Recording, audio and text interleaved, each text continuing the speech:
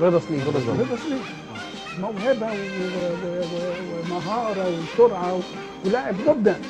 طب يا عم الراجل ده ماله؟ يقول لك لا ده مصاب، عنده اصابه ما تخلوش يلعب كوره اصلا. ازاي انه اتعاقدتوا معاه من غير ما يعمل كشف؟ يا عم الموضوع عامل كشف، عامل زي ايمن اشرف عارف. ايمن خرجه بره قال لك ده انا حاج بستغرب. حسني حاج حسني قال لك والله العظيم شكتنا في نفسنا. الولد زي رهوان في الملعب، بينط وبيشوط وبيكتب وكل حاجه بيعملها. لا ده ما يقدرش ينط نص سنتي. تطلع مصر يا ابراهيم. غصب عني غصب عني يا سيد. سيبني يا سيد بقى. اتفضل يا عم. اختيارات ساعات لعيبه بعيد عن الصوره خالص، تبص تلاقيه موجود في التشكيل. يعني زي ما في لعيب كان عندنا اسمه فخري ابو شكري، ابو فخري مش كده؟ محمد فخري.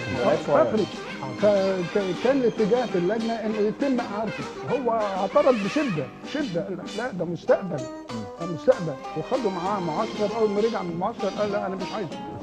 طب يعني احنا يعني لا مؤاخذه احنا مش بنشتري بضاعه هنرجعها وبتاع. ده لعيب كوره هيتعمل له عقود وهيبقى مستقبل اللاعب واسمه وسمعته مدس.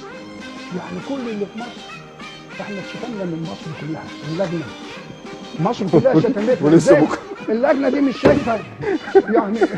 اللجنه دي يعني مش عارفه. لجنه التخبيط، لجنه مش عارف ايه. واخونا شبانه نزل لنا واحد فاصل ونرجع نكمل كلامنا.